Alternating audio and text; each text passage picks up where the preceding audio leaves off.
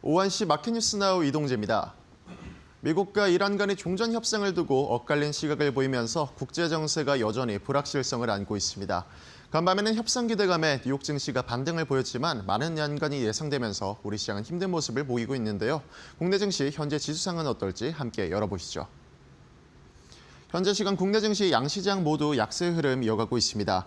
코스피 반도체 투톱의 낙폭이 확대되는 가운데 시총 상위 종목들이 전반적으로 부진하면서 2.04% 내린 5,527포인트 선 지나가고 있고요. 코스닥은 바이오 종목들이 힘을 내주고 있습니다만 시장 전반에 파란불이 이어지면서 0.77% 내린 1,150포인트 선 지나가고 있습니다. 국내 증시 일중 흐름 자세히 짚어보도록 하겠습니다. 코스피는 개장부터 중동 불안감에 5,600포인트를 내려놓으면서 출발했습니다. 이후 11시를 지나면서 하락폭이 더욱 확대됐고 5,455포인트까지 저점을 확대하는 모습인데요. 현재 시간은 5,525포인트 선 지나가고 있습니다. 코스닥 같은 경우는 시총 상위 바이오 종목들이 지수를 이끌면서 상승 출발했습니다. 1,170포인트 부근까지 오름폭을 키워가는 모습 보였는데요. 다만 오후장을 앞두고 하락 전환하면서 1,130포인트대까지 내려가는 모습을 보였습니다. 현재 시간은 일중 저점에 비해서는 회복세를 보이고 있습니다. 이어서 매매 동향도 살펴보도록 하겠습니다. 코스피는 외국인의 매도세가 여전히 거센 모습입니다. 외국인이 2조 6천억가량 강한 순매도 보이면서 지수를 끌어내리고 있고요. 개인이 그 물량 받아내면서 2조 2천억 넘게 순매수 보이고 있습니다. 어제 강한 매수세를 보인 기관은 오늘 같은 경우는 방향성을 탐색하고 있습니다.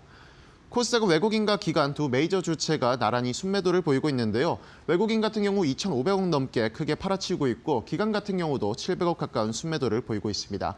개인만이 3,700억 넘게 사들이면서 지수를 방어해내고 있습니다.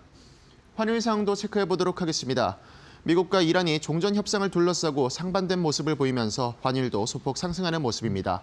1,500원 선 위에서 움직임을 이어가면서 현재 시간은 0.55% 오른 1,506원 선 지나가고 있습니다. 계속해서 투자 뉴스로 이어가 보겠습니다. 삼성전자와 SK하이닉스가 구글의 신기술 공개로 HBM 등 메모리 수요 증가가 둔화될 수 있다는 우려에 동반 약세를 보이고 있습니다. 간밤 구글의 AI 모델의 메모리 사용량을 대폭 줄일 수 있는 터보컨트라는 신기술을 공개하면서 글로벌 메모리 반도체 관련주가 일제 약세를 보였습니다. 해당 기술은 기존보다 훨씬 적은 메모리로 긴 문맥을 처리할 수 있어 AI 서비스 확산이 메모리 수요 급증으로 이어진다는 기대를 일부 약화시킨 것으로 보입니다.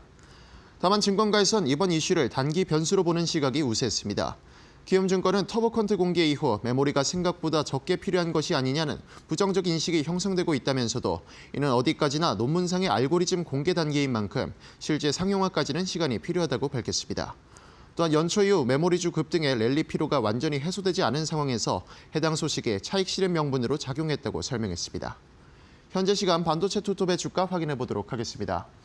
삼성전자와 SK하이닉스 모두 부진한 모습을 이어가고 있는데요. 삼성전자 3% 넘게 내리면서 18만 2,800원 선 지나가고 있고요. SK하이닉스도 4.72% 내리면서 94만 8천 원 선 지나가고 있습니다. 이란의 호르무즈 해협 봉쇄가 길어지면서 나프타 수급 차질 우려가 높아졌고 이에 대한 반사이익 기대로 탈플라스틱 관련주가 급등세를 보이고 있습니다. 원유 정제 과정에서 생산되는 나프타는 플라스틱과 합성 섬유 등에 쓰이는 핵심 원료로 국내 나프타 공급 물량의 절반가량은 수입에 의존하고 있고 이 가운데 54%가 호르무즈 해협을 통과하는 것으로 알려져 있습니다. 그러나 최근 해협 봉쇄 영향으로 나프타의 공급 차질 가능성이 부각되면서 나프타를 원료로 하는 쓰레기 종량제 봉투 사재기 현상까지 나타내는 등 수급 불안 심리가 이어지고 있습니다. 수급 불안 심리가 일상 소비재로까지 번지면서 나프타와 플라스틱 대란에 대한 걱정으로 재활용 및 탈플라스틱 관련주의 수급이 쏠리는 것으로 풀이되고 있습니다. 현재 시간 탈플라스틱 관련주의 주가 살펴보도록 하겠습니다.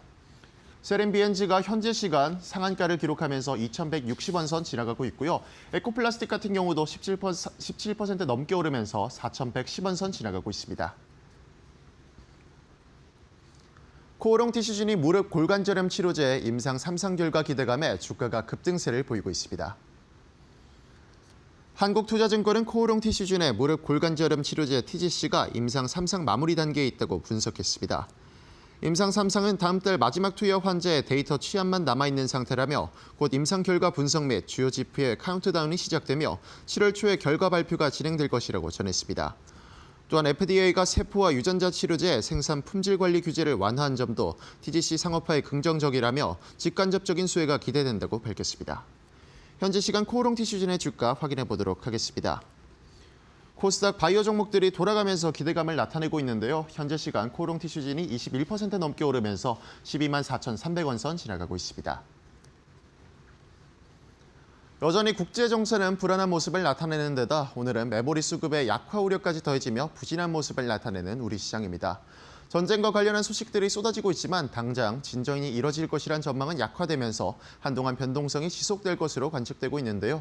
이런 시장 상황 속에서 이에 맞는 대처 방안과 맞춤 전략까지 저희와 이어서 알아보시죠.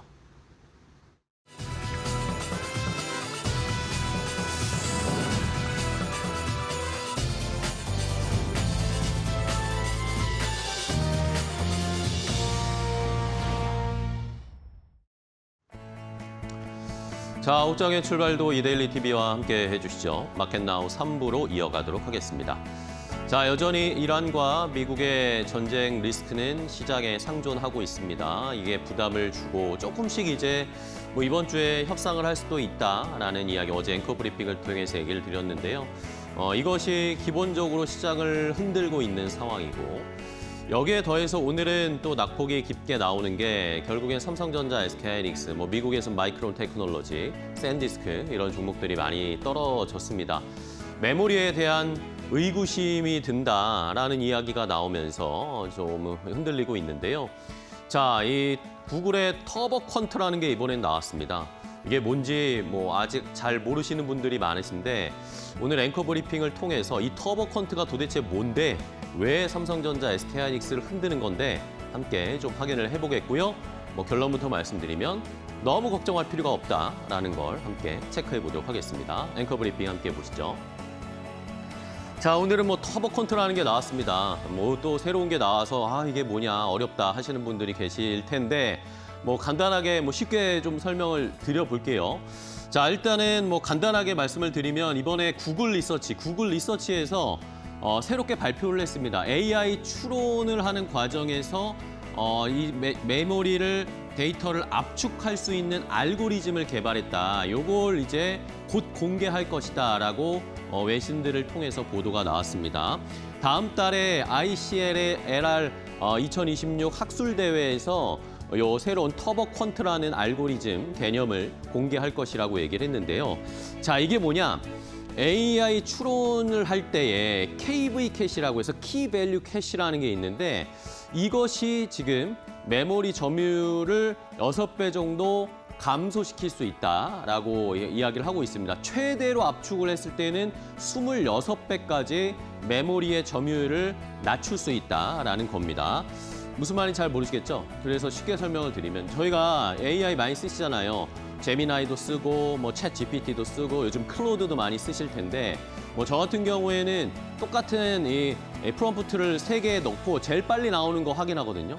이제 시청자분들도 AI 쓰실 때 요 AI를 쓸 때 속도가 느리면 추론 과정에서 결과물이 늦게 나오면 답답하시죠? 그러면 더 빠른 걸 찾게 되고요. 이러면서 AI를 운영하는 이 업체들이 경쟁을 서로 치열하게 하고 있습니다. 그러니까 자꾸 메모리 반도체가 필요하고 D램이 필요하고 HBM이 더 많이 필요하다라는 그런 논리가 나오는 건데 결국에는 이 추론 과정에서 긴 텍스트를 AI가 처리를 해야 되는데 그때 GPU 안에 있는 HBM에 임시 저장되는 계산 데이터가 바로 요 KV 캐시라는 겁니다. 근데 요 KV 캐시를 3비트로 압축을 해서 저장을 하게 되면은 저장하는 HBM 안에 공간에 저장되는 공간을 6배나 줄일 수 있다라는 거예요. 그러니까 용량이 줄어든다라는 거죠. 그러면 그전처럼 HBM이나 D램이 많이 필요하지 않아도 충분히 지금 속도에 처리를 할 수 있다라는 그런 논리로 지금 이야기가 나오는 겁니다. 그러면서 엔비디아의 칩 기준으로 했을 때 시험을 해봤더니 8배로 연산 속도가 빨라졌다라고 얘기를 했고요. 그리고 이게 별도로 재학습을 시켜야 된다거나 아니면 미세 조정을 해야 된다는 거 이런 필요 없이 바로 그냥 지원을 할 수 있는 드롭인 형식으로 지원이 된다라고 구글 측에서 얘기를 했습니다. 자, 결론을 말씀드리면은 이제 지금 HBM이나 D램이나 요 메모리가 너무나 많이 필요한 상황인데 AI의 성능이 저하되는 상황은 없이 메모리 사용량은 획기적으로 줄인 다음에 그리고 벤치마크의 아웃풋으로 나오는 추론하고 나온 결과물도 그대로 퀄리티나 정확도를 유지하는 이런 알고리즘이 터보 퀀트라는 겁니다. 자, 일단은 어느 정도 개념이 이해되셨을 거고요. 다음 페이지 볼까요? 자, 그렇다면 진짜 요 KV 캐시가 문맥의 길이에 따라서 HBM의 총 용량의 실제로 절반까지의 용량을 차지한다라고 합니다. 그러니까 만약에 이 터보 퀀트가 잘 사용이 되면 우리가 똑같은 문장을 사용해서 입력을 해도 아웃풋의 속도도 빨라질 것이고 그리고 용량, 차지하는 용량도 6분의 1로 줄어들 것이다. 이런 논리가 형성이 되고 있는데 말씀드린 것처럼 그러면 결국에는 지금처럼 AI 메모리, DRAM이나 HBM이나 NAND가 그렇게 많이 필요하지 않을 것이다. 오히려 수요가 이제는 줄어들 것이다. 라고 시장에서는 논리가 형성되고 내러티브가 만들어지면서 미국 시장, 우리 시장 이런 반도체 업체들이 오늘 많이 떨어지고 있는 겁니다. 자, 그런데 모건 스탠리에서 이 터보 퀀트의 이야기가 나오니까 바로 이 리포트를 오늘 발행했습니다. 터보 퀀트에 대한 분석을 했고요. 이게 실제로 미칠 영향에 대해서 이야기를 하는 리포트를 작성을 했는데 자, KV 캐시 아까 제가 말씀드렸죠. 키밸류 캐시. 자, 그러면 이게 줄어든다는데 터보 퀀트를 사용하면 이것만 줄어들면 되는 걸까요? 라는 의문이 생깁니다. 자, 터보 퀀트가 압축하는 대상은 추론 과정에서 임시로 생성되는 KV 캐시, 요 KV 캐시만 줄여준다는 겁니다. 그런데 우리가 AI 연산을 하고 추론을 할 때 KV 캐시만 생기는 게 아니에요. 다른 또 메모리에 차지하는 용량을 차지하는 그런 데이터도 분명히 저장이 됩니다. 이 KV 캐시만 한정해서 근데 터보 퀀트는 줄일 수 있다는 거거든요. 그러니까 이것만 줄여봤자는 소용이 없다라고 지금 모건 스탠리에서는 이렇게 분석을 하는 모습입니다. 이러면서 다른 오히려 더 구동에 더 필요한 핵심 데이터는 파라미터라는 거거든요. 근데 이게 GPU 메모리에서 차지하는 영역이나 압축을 해주는 효과는 없기 때문에 단순히 KV 캐시만 줄이는 효과를 가지는 게 터보 퀀트니까 이게 진짜로 상용화된다라고 해서 효과가 얼마나 대단할까에 대한 의문을 가지고 있다라고 모건 스탠리에서 분석을 했습니다. 그리고 실제로 이게 그런 효과가 미비하면 실제로 사용이 될까요? 라는 것에 대해서도 생각을 해봐야 되겠죠. 자, 다음 페이지 또 볼까요? 자, 터보 퀀트가 결국에는 그러면서 모건 스탠리에서 하는 이야기는 터보 퀀트 기술 좋다 이겁니다. 그러면 결국에는 이 터보 퀀트가 상용화되면 오히려 AI를 더 폭발적으로 사용하는데 촉매제가 될 뿐이지 이 메모리 반도체의 사용을 줄이는 효과를 나타내지는 않을 것이다라고 얘기를 하는 겁니다. 자, 우리가 얼마 전이었죠? 작년에 딥시크 이야기가 나왔었잖아요. 그때도 딥시크 얼마나 시장에 충격을 줬습니까? 엔비디아 주가가 엄청 떨어지기도 했고요. 근데 그 당시에 딥시크가 나온 이야기가 GPU 사용이 이제 줄어들 것이다 라고 얘기했는데 지금 줄어들었나요? 전혀 줄어들지 않았죠. 더 늘어났죠. AI 수요를 오히려 이 터보 퀀트가 진짜 상용화가 되면 더 폭발시킬 것이다 라고 얘기를 하고 있습니다. 데이터 이동량의 크기도 줄이고 가속기당 처리량도 높이고 쿼리당 비용도 낮추고 이렇게 되면 더 효율화가 된다는 거잖아요. 그러면은 우리가 지금 프롬프트를 입력하고 아웃풋을 내는 이런 속도도 더 빨라질 것이고 우리가 많은 프롬프트를 입력해도 그 결과가 빠르게 더 나온다는 겁니다. 그러면 결국에는 우리가 어떻게 할까요? 이제 더 효율화가 됐네. 그러면 이제 적당히 이 정도만 AI를 쓰자라고 얘기를 할까요? 아니죠. 더 복잡한 걸 AI에게 요구할 거고 더 복잡한 프롬프트를 AI에 입력하면 더 메모리가 필요할 수밖에 없게 되는 상황이 펼쳐집니다. 오히려 효율화를 더 빠르게 가져가는 그런 AI 연산으로 바뀔 것이기 때문에 이 메모리가 줄어들 것이다, 수요가 줄어들 것이다에 대해서는 아니다라고 모건 스탠리에서는 얘기를 했고요. 자, 여기에다가 AI 수요를 폭발시키는 데 더해서 이제는 온디바이스 AI의 장벽도 낮춰줄 것이다라고 예상을 하고 있었습니다. 동일한 하드웨어에서 4배에서 8배 더 긴 문장을 처리하고 정보를 처리할 수 있기 때문에 이제는 과거에는 대형 클라우드에 의존하는 그런 AI 모델을 사용을 했다면 이제는 온디바이스 AI, 이 작은 기기에서도 빠르게 연산을 처리하고 정확도를 높일 수 있는 기술이 터보 퀀트대로의 논리라면 형성이 될 수 있잖아요. 그러면 온디바이스 AI도 더 많이 필요하게 됩니다.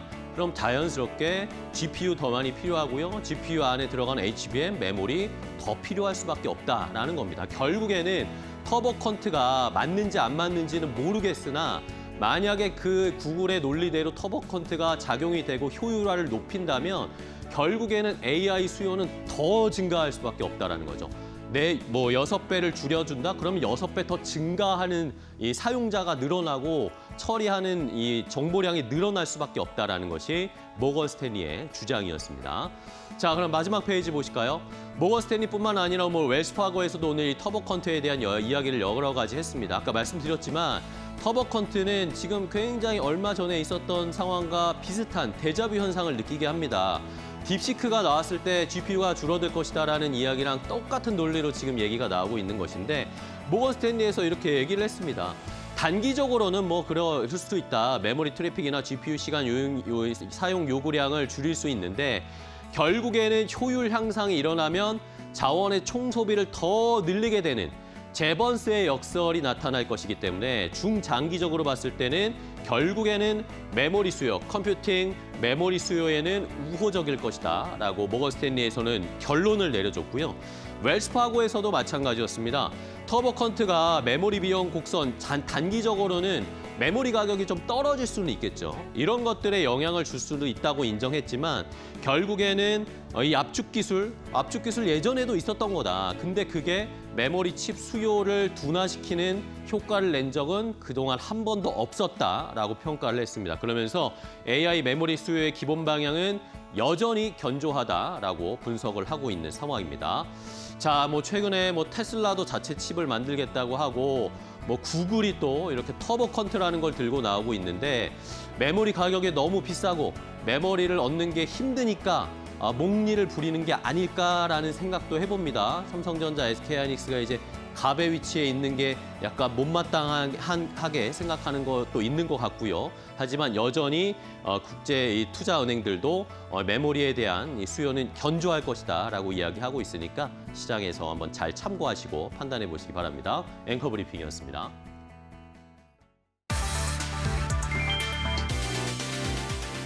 전쟁으로 연기됐던 미중 정상회담 일정이 5월 중순으로 재조정됐다. 도널드 트럼프 대통령은 오는 5월 14일부터 이틀간 중국을 방문해 시진핑 주석과 정상회담을 가질 예정이다. 캐롤라인 레빗 백악관 대변인은 25일 브리핑에서 정상회담 일정이 확정됐다고 밝혔다. 당초 방중 일정은 3월 말로 예정돼 있었지만 이란과의 군사 충돌이 이어지면서 한 달 넘게 연기됐다. 백악관은 전쟁 기간을 약 세서 6주로 예상하고 있다. 이에 따라 정상회담 이전 종전 가능성에 대한 관측도 제기된다. 다만 미국은 중동 지역에서 군사적 대응을 이어가고 있어 외교와 군사 전략이 병행되는 상황이다. 트럼프 대통령은 이번 회담에 대해 기념비적인 방문이 될 것이라고 밝혔다. 정상회담 일정이 확정되면서 글로벌 시장은 전쟁 리스크 완화 가능성에 주목하고 있다.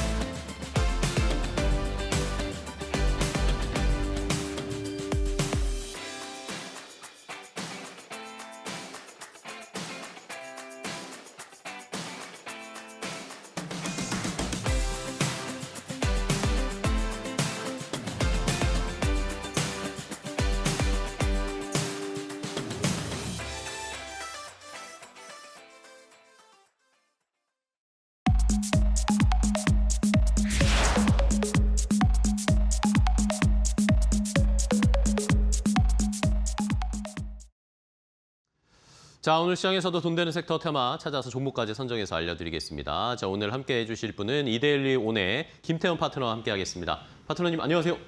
네, 반갑습니다. 자, 김태현 파트너는 오늘 시장에서 어떤 돈 되는 섹터 테마를 골라주셨을지. 자, 첫 번째 돈 되는 섹터의 테마부터 바로 공개하겠습니다. 자, 오늘 첫 번째 돈 되는 섹터는 바로 증권이라고 이렇게 글씨가 써 있네요. 증권주들을 좀 살펴봐야 된다. 증권주가 돈 되는 섹터 테마가 될 것이다라고 이야기를 해주셨네요. 자, 파트너님, 뭐 시장이 전쟁 때문에 요즘 잠깐 약간 주춤하고 있지만 뭐 개인 투자자분들은 뭐 여전히 주식에 대한 좋은 시각, 스탠스를 유지하고 계신 것 같아요. 이런 것들이 뭐 증권사들에게도 분명히 호재가 되겠죠? 네. 일단 시장에 고객 예탁금이 넘쳐 흐릅니다. 네. 그 말뜻은 증권사들이 고객 돈을 받아가지고 위탁매매 수입을 많이 올리고 있다는 사실이죠. 그러면서 자연스럽게 지난 연말부터 해서 이 고배당주, 이게 또 이 증권주들이 이름을 올리고 있습니다.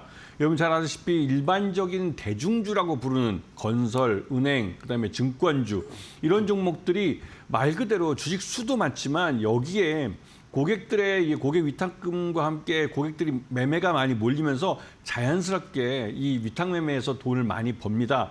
그리고 여기서 끝나지 않죠. 시장에 후행하는 건 IPO 시장 같은 겁니다. 언더라이팅 시장은 일반 위탁 매매 시장에 후행하는데요. 올해 같은 경우는 IPO 시장에 큰 시장이 열립니다. IPO는 한 회사만 상장을 시켜도 몇십억의 수수료를 챙기죠. 그렇기 때문에 증권사들이 올해 실적을 많이 낼 가능성이 그 어느 때보다 높습니다. 주가가 오르던 주가가 떨어지던 여러분들이 고객 예탁금을 맡기고 주식 매매를 하면 증권사는 돈을 법니다. 그래서 파란색일 때 사고 빨간색일 때 팔면 수익이 난다는 것이죠. 네, 알겠습니다. 자, 이렇게 증권 시장에 여전히 뭐 지수가 최근에 조금 주춤하고 있는 상황이지만 그래도 언제든지 좀 더 사고 싶고 주식 투자를 늘려가고 싶다라는 분들 주변에도 아마 시청자분들 주변에도 많으실 거예요. 아마 체감을 하실 텐데. 자, 그러면 여기에 투자를 그대로 뭐 말씀해 주신 논리를 이어가 보죠. 그러면 저희가 증권 시장이 계속 화랑이고 뜨거우면 네. 증권주들을 그냥 보는 게 나을 것 같기도 한데 어떤 증권주가 좀 유망하다고 보세요? 네. 여러분들이 주변에서 보실 때 가장 많은 지점을 갖고 있고 또 여러분들이 가장 많이 매매하는 그 증권사를 본다면 예전에 키움닷컴이라고 해서 인터넷 전문 그 증권사로 출발해서 이제는 증권업계 1위를 차지한 키움증권을 들 수가 네. 있습니다. 키움증권은 말 그대로 우리 위탁매매 수요 수익이 가장 많은 회사이고 가장 많은 개미 투자자들이 참여하고 있는, 그러니까 거래하고 있는 그런 증권사죠.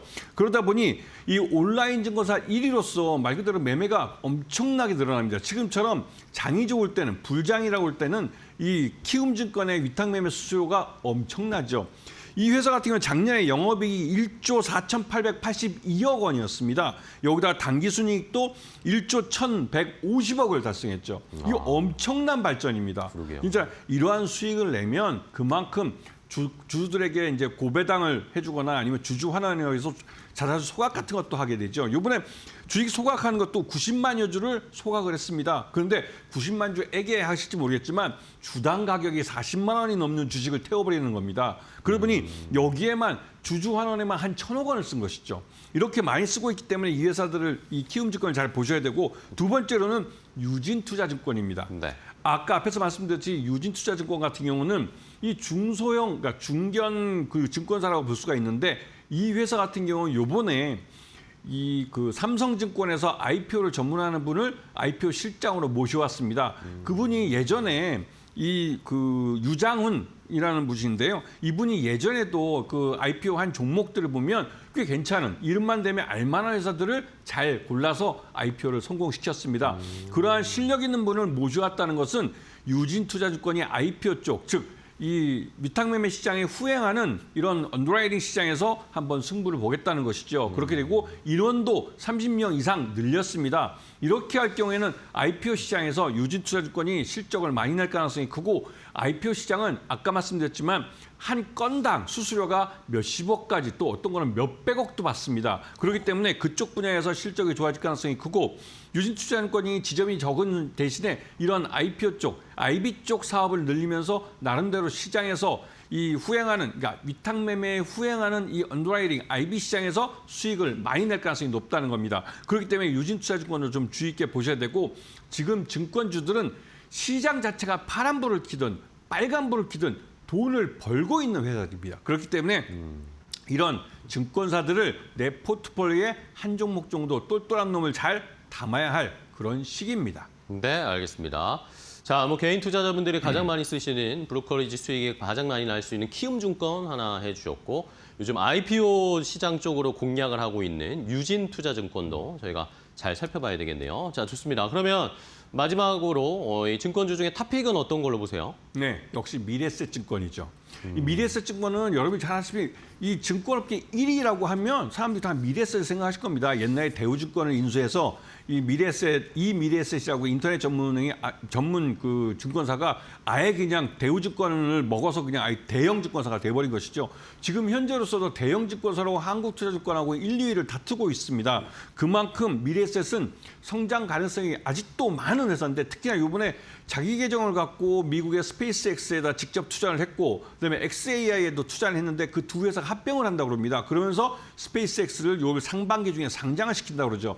여기에 들어간 그 스페이스X와 XAI에 이 미래에셋증권에 투자한 돈이 약 한 5,100억 정도 됩니다. 그런데 5,100억이 돌아올 때는 못해도 한 3조 원 내지는 4조 원 내지는 그 이상도 갈 수 있다. 왜냐하면 시장에 상장한 이후에 거래된 이후에 팔게 될 경우에는 그 정도도 돌아올 수 있다 해서 굉장히 큰 투자 수익을 낼 가능성이 높습니다. 그렇기 때문에 외국인 투자들이 볼 때 이 그 미래에셋증권이 US 달러 100달러도 안 된다는 건 말 그대로 이건 굉장히 싼 가격이라는 것이죠. 그래서 미래에셋은 앞으로 더 갈 가능성이 높고요. 그다음에 매수가는 7만 원, 그다음에 목표가는 11만 원을 단기적으로 제시해드리고 손절가는 6만 5천 원을 제시해드리겠습니다. 네, 알겠습니다. 자, 미래에셋증권을 증권주 중에 탑픽, 뭐 증권 시장의 화랑뿐만 아니라 스페이스X의 상장 항상 얘기 나오죠. 미래에셋증권 목표 가격은 10만 원 돌파를 한번 시도를 해보겠습니다. 첫 번째 돈 되는 섹터 증권주 함께 확인을 해봤고요. 자, 두 번째 또 돈 되는 섹터인 테마 김태현 파트너의 선택은 뭘지 함께 확인을 해볼까요? 공개하겠습니다. 자, 이번에는 양자 관련해서 양자 암호 보안 관련된 섹터 테마를 좀 보자. 자, 양자는 요즘 오랜만에 이야기를 듣는 것 같습니다. 어떤 모멘텀들이 있을까요? 네, 일단 정부하고 이 통신 서비스라는 우리나라는 통신 서비스 시장은 독과점 회사인데요. 세 회사가 네. 모여서 이번에 2028년까지 양자 암호 통신망을 구축하기로 했습니다. 이 말 뜻은 양자 암호 보안 기술을 갖고 있는 회사들이 진짜 돈을 벌 수 있는 판이 벌려졌다는 것이죠. 그래서 앞으로 2년 동안 이 판을, 그러니까 양자 암호 보안 시장을 만들어내는 정부의 정책이 기여를 할 것이고 주 마켓 플레이어인 통신 서비스 업체 SK하이텔레콤이나 뭐 KT 그다음에 LG U+가 이 시장에서 시장을 만들어줄 거라는 겁니다. 그렇기 때문에 양자 암호 보안 관련주들은 여러분이 지금 아무 가격대나 물려도 나중에는 수익을 볼 만한 그런 종목들입니다. 그렇기 때문에 이 종목들을 좀 긴 안목으로 보시면 지금이 싸게 살 수 있는 기회입니다. 네, 알겠습니다. 양자 암호 관련된 종목들. 한때 뭐 작년에 시세 좀 많이 분출했다가 최근에는 약간 소외되어 있는데 오히려 지금이 좀 싸게 살 수 있는 기회라고 생각을 하시네요. 자, 좋습니다. 그럼 양자 암호 관련해서 종목 어떤 것들 보고 계세요? 네, 대표적으로 ICTK라는 회사인데요. 네. 이 ICTK 같은 경우는 이 그 양자 암호 보안은 우리가 일반적으로 부르는 보안 업체하고는 좀 다릅니다. 네. 무엇이 다르냐면 이 하드웨어를 기반으로 해서 이런 보안 기술을, 보안 솔루션을 제안한다는 것이죠. 기존에 우리가 보안주라고 우리 시장에 한 60여 개 업체가 상장이 되어 있는데요. 그 보안 업체들은 대부분 소프트웨어 기반입니다.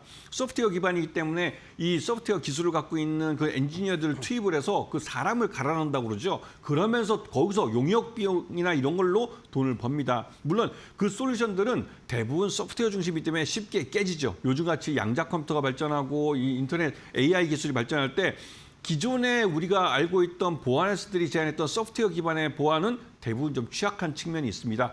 작년에 우리는 벌써 여러 가지 뉴스를 통해서 이런 통신 서비스 업체들, 그러니까 SK텔레콤도 그렇고 KT도 그렇고 LG U+도 당했다는 사실을 잘 알고 있죠. 여기에 ICTK가 제안하는 이 보안, 그 양자 암호 보안은 하드웨어 기반으로 돼 있고 이러한 기술을 LG U+와 함께 공동으로 개발해서 이 기술을 갖고 LG U+가 시장을 만들어주고 있습니다. 그러면서 ICTK는 거기서 돈을 벌고 있는 것이죠. 그러면서 이 시장이 아직 초기인데도 불구하고 수익이 나고 있는 그런 회사이기도 하고 두 번째는 KCS라는 회사입니다. 네. KCS는 일반적으로 그냥 우리가 금융 자동화 기기를 파는 회사 정도로 알고 있었고 이게 우리가 키오스크를 만들어서 키오스크를 이제 납품하는 그런 회사로 알고 있었지만 이 회사가 실질적으로 미래 성장성으로 갖고 있는 건 양자 암호 보안 기반의 이런 그 SK텔레콤과 그 함께 만들었던 양자 난수 생성기라는 거하고 암호 기술하고 합쳐져 있는 원칩을 개발한 것입니다. 이 원칩을 이번에 CES 때도 갖고 나와서 이제 홍보를 했고 MWC에서도 이거를 홍보를 했습니다. 그러면서 자연스럽게 이런 양자 암호 보안 기술 기반의 이러한 기술들이 상업화될 수 있는 가고 있다는 것을 잘 보여주고 있죠. 그런 면에서 이 KCS를 잘 보셔야 되고 특히 KCS 같은 경우 국가정보원으로부터 이 원칩에 대한 그 양자 암호 보안 솔루션이 담겨져 있는 그 원칩에 대해서 이 인증까지 받아서 공공 분야 또 국방 분야 이런 부분에 진출할 수 있고 이거는 정부의 정책과도 맞아떨어지는 겁니다. 그렇기 때문에 양자 암호 보안 관련 종목들은 여러분들이 지금 사서 파란불일 때 사서 물려도 괜찮습니다. 결국은 1년 만기 정기예금을 갖고 있다고 생각하시면 1년 만기 정기예금 이자율의 몇 배는 아마도 챙겨가실 수 있을 겁니다. 네, 알겠습니다. 자, 이렇게 양자 암호 보안 관련된 종목 두 가지를 체크를 해봤고요. 자, 좋은 종목 소개해 주셨는데 그 중에서도 그래도 가장 좀 유망하게 보시는 탑픽 종목이 있으실 것 같아요. 양자 쪽에 어떤 종목 탑픽으로 고르셨을까요? 네, 양자 암호 보안 기술 갖고 있는 업체는 누가 파트너인지를 보셔야 됩니다. 네. 우리나라 통신 서비스 업체들이 가장 큰 시장을 갖고 있는 건 SK텔레콤이죠. 그 SK텔레콤의 파트너 회사가 바로 이 엑스게이트라는 회사입니다. 엑스게이트는 기본적으로 이 VPN이라고 해서 가상 사설망 여기서도 우리나라 국내 시장 40% 정도를 갖고 있고요. 방화벽에서도 30%를 갖고 있는 업체입니다. 그런데 이 업체가 이 양자 암호 보안 기술이 담겨져 있는 VPN을 개발하는 데 성공했습니다. 이것도 SK텔레콤과 공동으로 개발한 것이죠. 그래서 이 양자 VPN을 팔아주는 건 SK텔레콤이 팔아줍니다. 말 그대로 이 기술을 갖고 있기 때문에 이 시장에 대한 영업 부분도 SK텔레콤의 도움을 받기 때문에 이 SK게이트 같은 경우는 성장성이 굉장히 높고 아까 말씀드렸던 2028년까지 양자 암호 보안 그러니까 양자 통신망을 만들겠다고 정부의 정책에 따라서 이 시장은 자연스럽게 성장을 합니다. 그 성장하면서 매출도 같이 늘어나죠. SK게이트 같은 경우 매출 올해년도 작년에 사상 최대 매출을 올렸고 올해 500억을 넘길 가능성이 높습니다. 그렇게 되면서 당연히 실적도 좋아지겠죠. 매수가는 7,000원, 그다음에 목표가는 15,000원, 그다음에 손절가는 6,500원을 제안해 드리겠습니다. 네, 알겠습니다. 자, 이렇게 엑스게이트를 오늘의 양자 암호 보안 탑픽 종목으로 골라주셨습니다. 아까 양자 관련된 종목을 고를 때 기준을 설명해 주셨어요. 같이 하는 파트너가 어디인가를 잘 봐야 된다라는 것도 함께 확인을 해보시면서 탑픽으로는 엑스게이트 오늘 시장에서 잘 살펴보시고 공략해 보시기 바랍니다. 자, 오늘 돈 되는 섹터의 테마 김태형 파트너와 함께했습니다. 파트너님 오늘 또 좋은 종목 소개해 주셔서 감사하고요. 다음 시간에 또 뵐게요. 고생 많으셨습니다.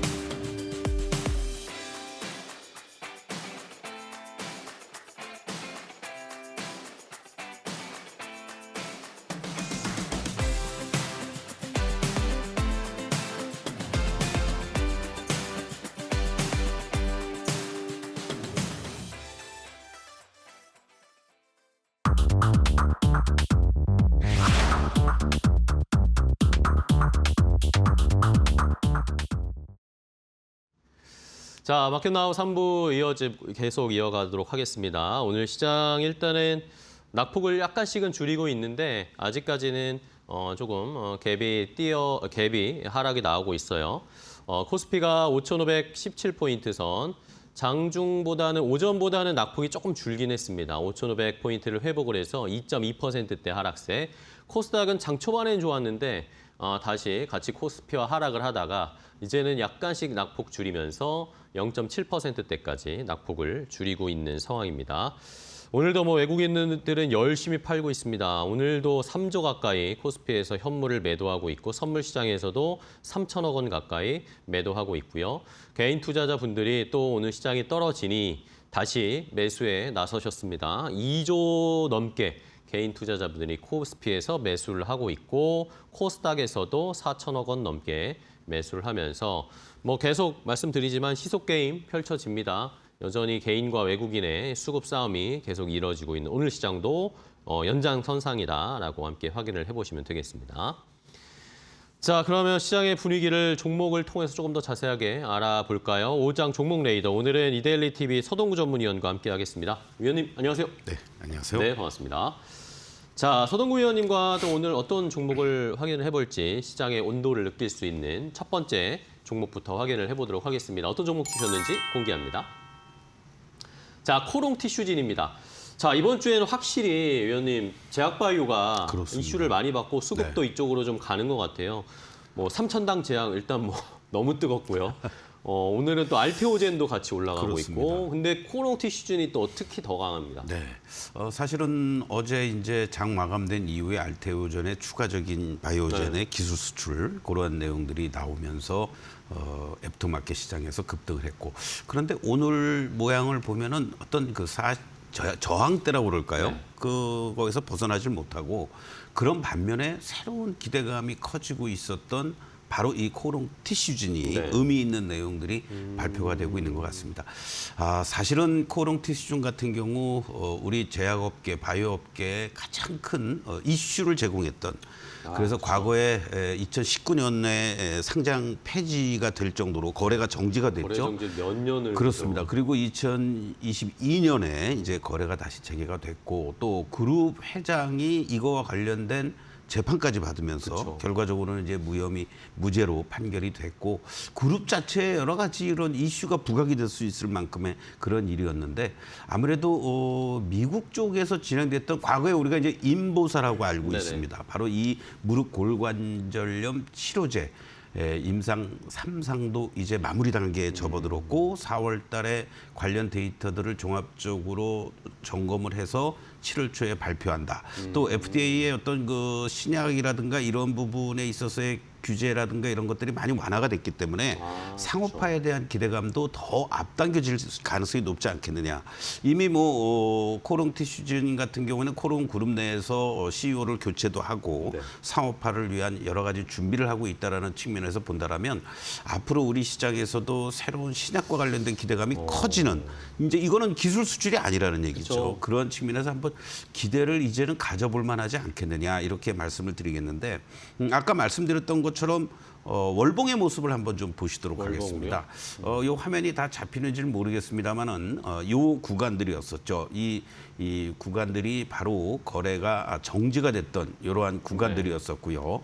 그리고 나서 이제 다시 또 거래가 재개된 시점이 2022년 10월이었습니다. 네. 그 이후부터 이런 상승 흐름들이 이제 계속 진행해 오는 이러한 모습들인데 상당히 의미 있는 자리를 지난번 구간에서 한번 돌파 시도를 했었습니다. 네. 그리고 나서 주춤주춤했던 이러한 모습 이후에 재차 이렇게 상승 흐름들을 보여주고 있다는 걸 감안하면 이 9만 원에서부터 사실 10만 원 라인이 과거에 가장 큰 거래가 많이 됐던 저항대 라인이었는데 네네. 그 자리가 이렇게 지지가 되면서 오히려 이제 돌파가 돼 주었다라는 것은 결과적으로는 긍정적인 리포트도 많이 나오면서 과거에 이 인보사와 관련돼서 고점을 기록했던 자리들이 바로 15만 원이 넘어갔던 자리였습니다. 그렇죠. 15만 400원이 넘어갔던 그런 자리였는데 목표가를 17만 원 이상으로도 제시하는 것들도 나오는 것들을 감안하면 그동안 고생하셨던 분들이 보상받는 구간이다. 저는 네. 개인적으로 이렇게 말씀을 드리고요. 과거에 제가 작년 그리고 또 그전에도 이 종목과 관련된 이제 종목 상담 코너에서 네네네. 말씀을 드릴 때 뭐 3만 원, 4만 원대부터 이제 뭐 5만 원이 평균 단가요, 7만 원이 평균 단가요, 어떻게 하면 좋을까요라고 하시는 분에게 조금 더 인내하고 버티시면은 좋은 결과가 나올 겁니다. 이런 말씀을 계속 드렸습니다. 자, 3년여 동안 거래가 정지됐고 그러한 것들 이후에 주가가 뭔가 긍정적인 모멘텀이 계속해서 나와주면서 우상향을 보이고 있다는 것은 정말 이제 고점이 어딘지 아무도 모를 수 있습니다. 그렇기 때문에 보유하고 계신 분들은 계속해서 좀 더 홀딩을 해 나가시면서 7월 달에 공식적으로 발표를 한다니까 그때까지 이제 홀딩하시고 신규 진입하실 분들은 이제 9만 원에서부터 10만 원 라인이 잘 지지가 되는지 이러한 부분들을 확인하시면서 그 근처에서 신규 진입도 가능하지 않을까 이렇게 말씀드리겠습니다. 네, 알겠습니다.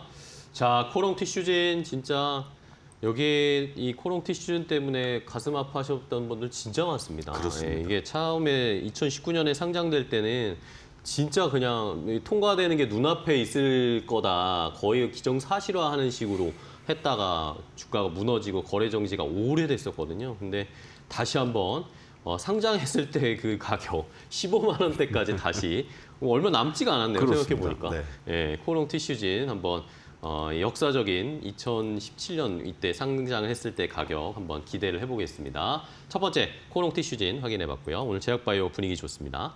자, 다음 두 번째 종목도 갈게요. 바로 공개하겠습니다. 자, 두 번째는 삼양 패키지입니다.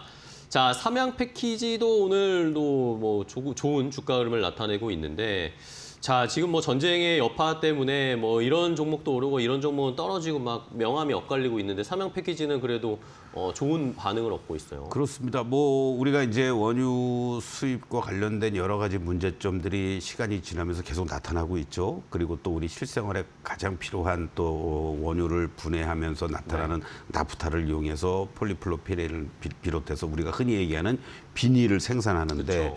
이러한 부분들이 상당히 수급 차질이 오래되면 될수록 관련주들에 대한 기대감이 커질 수는 있습니다. 또 뭐 뉴스를 통해서도 여러분들 보셨겠지만 비닐 생산과 관련된 원재료가 뭐 이제 일주일밖에 안 남았다. 뭐 이런 얘기들도 나오고. 쓰레기 봉투 없대요. 그러면서 종량제 봉투 사재기가 일부 벌어지고 있다. 뭐 심지어는 뭐 이런 식으로 조금 더 지나가면 라면을 생산할 수 있는 라면 봉투도 문제가 생기지 그렇군요. 않느냐. 뭐 이런 얘기까지 나오고 있습니다. 결국은 사실은 올 초에 이제 우리 정부에서도 결국은 재생에너지와 관련된 재생원료 의무화 법안이 통과가 됐죠. 네네. 전체적으로는 대기업들 중심으로 해서 무알콜 재료를 사용한 페트병이라든가 이런 것들을 한 10% 정도는 의무화해야 된다라고 했는데 실질적으로 삼양 패키징의 자회사에서 이 재생원료 의무화 관련한 생산을 하고 있다는 측면에서 삼양 패키징이 최근 들어서 다시 한번 부각이 되고 있는 이러한 모습이다라고 볼 수 있을 것 같습니다. 문제는요, 이 주가가 사실은 뭐 이것뿐만이 아니고 다른 종목들도 그렇고 시가총액이 뭐 2천억 내외 네, 이 조금이에요. 급등해서 이렇게 올라온 거란 말이죠.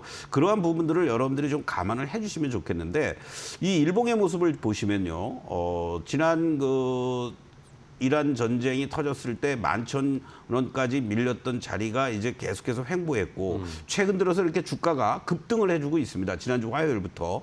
그런데요, 이 수급을 한번 보시겠습니다. 이 밑에 수급을 보시면 이건 개인들만 달려들고 기관들이라든가 외국인들은 집중적인 매도를 하고 있다라는 거죠. 그렇네요. 그러니까 이러면서 계속해서 이렇게 꼬리가 달리는 이러한 모습들이 연출되고 있는데 뭐 단기적으로 대응이 가능하시고 트레이딩이 능하신 분들은 이러한 이슈가 될 만한 것들을 쫓아다니는 건 뭐 나쁘지 않습니다. 다만 비중을 여러분들이 절대적으로 좀 조심하시면서 접근해주면 좋겠고 이게 지금 자리에서 이제 좀 부딪히는 모습들이 나타나죠. 결국은 이 자리들을 보시면 이 18,000원대를 중심으로 해서 이렇게 형성이 되었던 자리들이 있습니다. 그러니까 결국은 이러한 자리들이 저항으로 이게 이제 작년 2024년도 얘기인데요.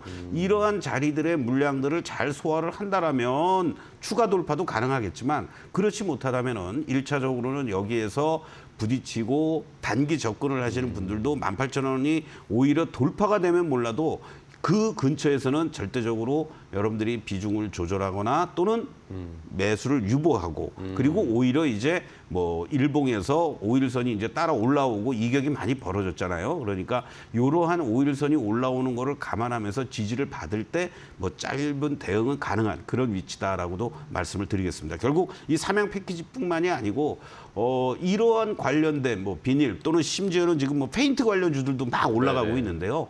너무 연연하지 마시고 하더라도 절대적 비중을 축소시켜 놓고 접근하는 전략이 필요하다. 한번 물리면 또 답이 없습니다.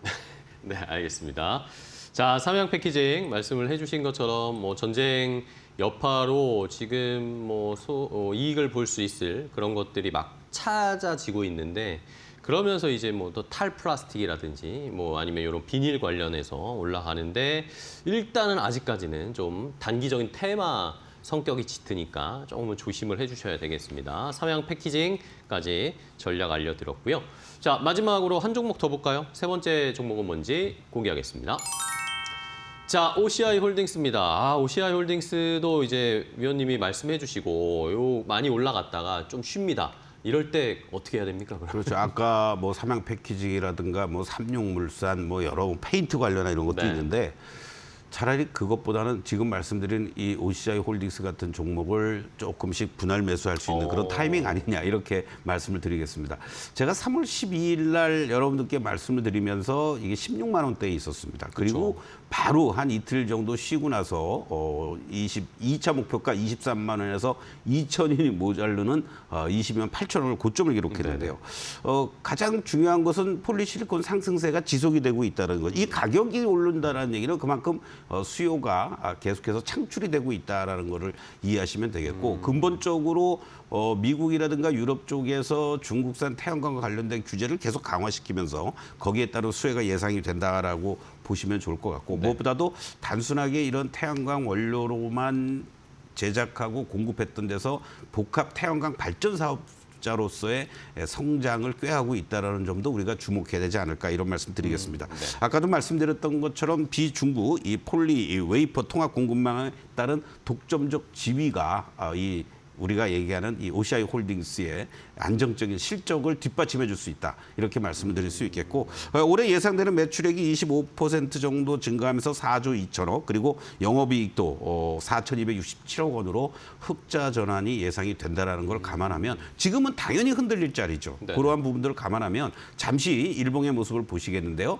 제가 이때 거래가 실려주면서 양봉이 연출되는 자리에서 여러분들 눌림목을 이용한 매수 전략 충분히 가능한 자리입니다라고 말씀을 드렸습니다. 그 이후에 이틀 이후고 나서 지난주 내내 상승 흐름을 보였고 지금 이렇게 흔들리는 자리 속에서도 지지력을 다시 또 보여주고 있다는 걸 감안하면 오히려 이 18만 원 내외 자리를 중심으로 해서는 홀딩하시고 단기적으로는 2차 목표가 제시해 주었던 23만 원이 빨리 넘어가는지의 여부에 따라서 3차 목표가 여부 결정해 드릴 테니까 18만 원 또는 22만 원 내외 매도 이런 전략도 가능한 위치다 이렇게 말씀드리겠습니다. 네, 알겠습니다. 자, OCI 홀딩스까지 3월의 중순에 말씀을 해주셨고 지금 쉬러 내려왔습니다. 오히려 18만 원 근방에서 한번 다시 공략해 볼 수 있을 만한 좋은 위치다라고 공략을 해주셨으니까요. 시청자분들도 참고해 보시기 바랍니다. 자, 오늘 오장 종목 레이더는 서동구 위원과 함께했습니다. 위원님 오늘 또 좋은 종목 자세하게 전략 알려주셔서 감사하고요. 다음 시간에 또 뵙겠습니다. 고생하셨어요. 자, 마켓나우 3부 저희가 준비한 종목은 여기까지 소개를 해드리고요. 저희는 또 다음 시간에 더 좋은 종목 가지고 인사드리도록 하겠습니다. 끝까지 시청해주신 여러분 고맙습니다.